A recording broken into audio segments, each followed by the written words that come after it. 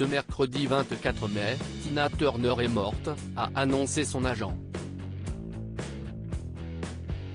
La chanteuse avait 83 ans et laisse derrière elle des millions de fans dans la tristesse la plus totale. Give me a lifetime of promises and a world of dreams, traduisez, donne-moi toute une vie de promesses et un monde fait de rêves, chante Tina Turner, morte ce mercredi 24 mai, a annoncé son agent. Si elle n'avait pas chanté ces paroles en 1988, dans son tube planétaire The Best, on aurait pu croire qu'elle les avait murmurées à Ike Turner, lors de leur rencontre. L'homme la repérait alors qu'elle était encore mineure, dans les années 1960.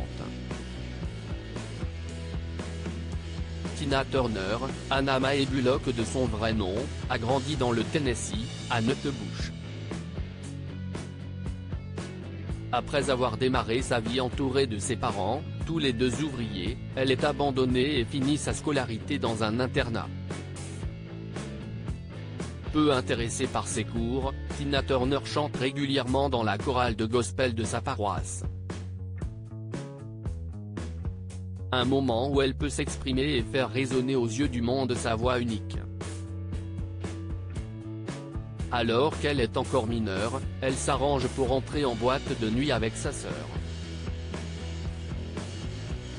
Si est-il là qu'elle rencontre Ike Turner, qui lui propose d'intégrer son groupe de choristes. À l'époque, le musicien fait des tournées de concerts à travers les États-Unis et lui promet la gloire. Rapidement, ils deviennent un couple à la scène comme à la ville et connaissent un succès grandissant. Mais les excès de substances d'Ike Turner et ses frasques commencent à laisser des traces. Il est de moins en moins appelé pour jouer en concert. À cette époque-là, Tina Turner subissait les violences de cet homme qui a longtemps eu une terrible emprise sur elle, comme elle l'a révélé bien plus tard. Les années passent et Tina Turner décide de quitter Ike Turner, après un ultime échec d'un projet musical en commun. Un début de vie douloureux. Se sentant traquée par le musicien, elle dort chez des amis et se cache de lui pendant de longs mois. Elle n'oublie pas pour autant ses rêves de musique et se décide à tenter sa chance en solo. Ses premiers essais ne sont pas concluants. Il faut attendre la sortie de sa reprise de Let's Stay Together d'Al Green pour qu'elle connaisse un succès mondial. Puis en 1984, alors qu'elle célèbre ses 45 ans, Tina Turner sort son 5e album, celui du succès. Elle en vend à l'époque 8 millions à travers le monde. Depuis, elle a sorti 5 albums supplémentaires et assuré des tournées mondiales comptant parmi les plus grandes de l'histoire de la musique.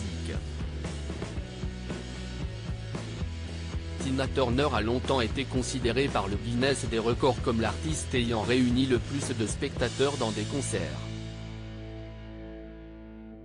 En tout, elle aurait vendu au cours de sa carrière 200 millions de places de concert. Une fin de vie en Suisse. Tina Turner s'était installée en Suisse avec son mari depuis 2013, le producteur de musique, Erwin Bach.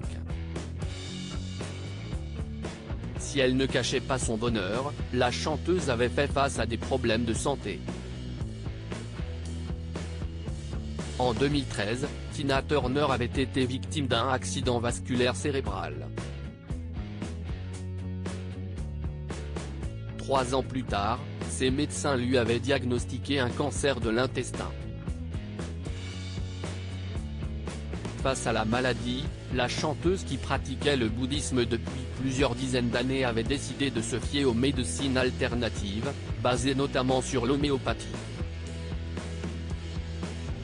Quelques mois plus tard, elle avait dû recevoir un don de rein de son mari en 2017, après avoir perdu ses 2 reins. Depuis, la chanteuse se faisait rare mais avait vécu dernièrement un drame, le suicide de son fils, en décembre dernier. Elle est décédée paisiblement, des suites d'une longue maladie, précise son agent à Reuters.